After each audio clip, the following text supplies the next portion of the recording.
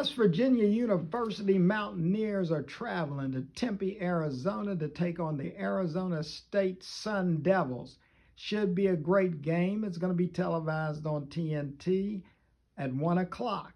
And West Virginia must know this is going to be a stiff test if they're going to get their third win in the Big 12. Because Arizona State is a place where champions are made. They're not born. And what happened last year, Arizona State went to the college playoffs. That means that they were one of 12 teams to be considered elite. So this is not a pushover game. This is a tough contest. And they barely lost in the playoffs to Texas. And Texas was loaded with talent. So when WVU takes on Arizona State, it starts with their quarterback, number 2, which is Jeff Sims. All he did 2 weeks ago was throw for 177 yards with 1 touchdown. He ran for another 228 yards and ran for 2 touchdowns. One was an 88-yard run. He accounted for get this, over 405 yards of total offense. So he is truly a dual threat quarterback.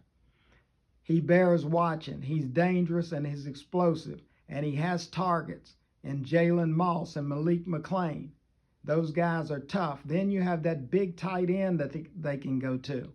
Shimon, Mateer, tough. All Big 12. I'll say it again. Shimon Mateer. Watch out for that name. He is big on their offense. So goes him. So goes their passing game. So he's it. And then that running back is Raleek Brown. He can get loose as well. When you go to defense, you go to C.J. Fight. You go to Prince Harbaugh. You go to Justin Watley. All of those guys are tough. So when you put it together with Prince Darba and C.J. Feet, as well as Justin Watley, you don't get a better defensive line. And then when you go to the linebackers, they are loaded. You've got Keyshawn Ellis, tough. You got Jordan Crooks, tough. In the secondary, you've got Miles the Ghost Rouser. So they have a plethora of athletes on that defense that can wreak havoc. And I've looked at their scores. Arizona State just doesn't allow people to score a whole lot of points. So I see this contest as being a knockdown, drag-out fight happening between the 20s if both defenses show up. But that Jeff Sims, if you want to beat Arizona State, if WVU wants to beat Arizona State on Saturday, you've got to stop Jeff Sims, who's now QB1. And West Virginia, well, they have to do the usual, establish that running game away from home. It's got to be just like they've done in Houston and back home against Colorado. You've got to run the football, and it's got to be tough. And it starts with Curtis Jones Jr., Sincere Bowers, as well as Dior Hubbard. It's going to take all of them with that big-time offensive line. They've played well in 2 successive weeks, and it starts with Landon Livingston.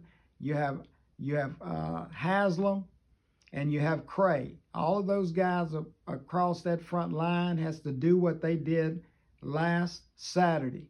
And we all know about Gallagher and Cam Vaughn at the wide receivers, but it's going to start with the running game. And Scotty Fox can't duplicate his efforts of last week in throwing 2 interceptions in the 3rd quarter. He's got to play mistake-free football and stay within the scheme that Rich Rod has laid out for him. Don't get too excited, but just play the game and lead the Mountaineers. On defense, it's the usual. The dogs will show up. They'll cause a couple of turnovers, and we'll just have to see what the offense is going to do with it. And that's the way I see it in Tempe, Arizona. This is C. Ivan Franklin, One Minority Voice, One View, at Befrank4real on YouTube. And go Mountaineers!